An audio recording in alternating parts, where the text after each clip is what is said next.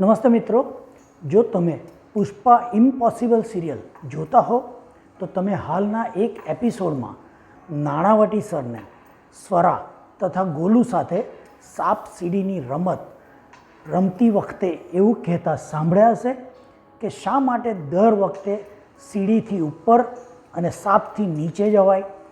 તેમણે આ રમત અલગ રીતે રમવા સમજાવતા કહ્યું કે હવેની રમતમાં સીડીથી નીચે ઉતરવાનું અને સાપથી ઉપર જવાનું કરીએ.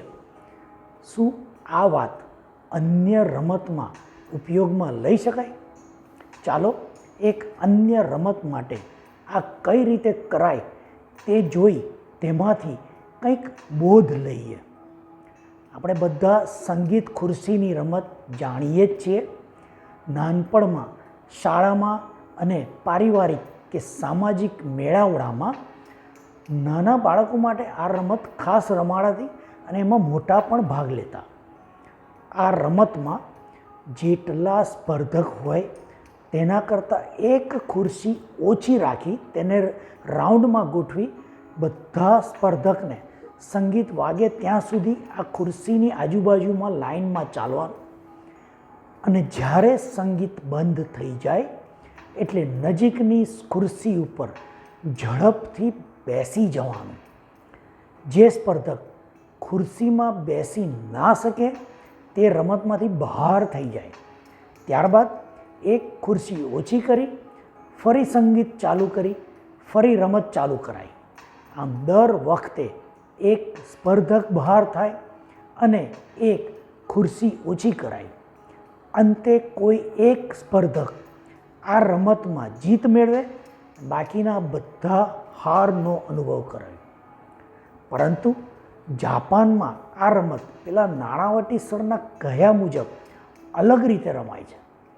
અહીં પણ જેટલા સ્પર્ધક હોય તે કરતાં એક ખુરશી ઓછી રાખી રમત રમાય છે, પણ નિયમ થોડો જુદો છે. સંગીત બંધ થાય એટલે બધા સ્પર્ધકે ભેગા મળી મૂકેલ ખુરશીઓ ઉપર બેસી જવાનું. જો એક પણ સ્પર્ધક ખુરશી પર ના બેસી શકે અને જમીન પર ઊભો મળે તો બધા જ સ્પર્ધક રમત હારી જાય. બધા એકબીજાને ભેટીને કે એકબીજામાં ખોળામાં બેસી જીતવાની કોશિશ કરે છે. બીજા રાઉન્ડમાં એક ખુરશી ઓછી કરવામાં આવે છે અને સંગીત બંધ થયા પછી આ ઓછી થયેલી ખુરશીઓ ઉપર પણ ફરીથી આ બધા સ્પર્ધકે બેસવાનું હોય છે. અને જો એક પણ રહી જાય તો બધા હારી જાય. આ રીતે બંને રમતમાંથી બે અલગ શીખ મળે છે. પહેલી રમતમાં ધ્યેય છે હું, મારું, મારી જીત થવી જોઈએ, બીજા ભલે હારી જાય. જ્યારે બીજી રમતમાં અથવા બીજી રીતમાં અમારું, સર્વેને જીત થવી જોઈએ અને કોઈ ન હારે એ ધ્યેય હોય છે. રમત એક પણ રમવાની રીત અલગ. આવું કરતાં બાળકોને અલગ શીખ મળે છે. જાપાનમાં આવી રીતે બાળકોને એકબીજાનો સહયોગ કરી બધા સાથે આગળ વધે તેમ તૈયાર કરાય છે અને એટલે જ કદાચ ત્યાંના બાળકો નાગરિકો દેશને સર્વોચ્ચ માને છે અને એકબીજાને ખૂબ માન આપે છે.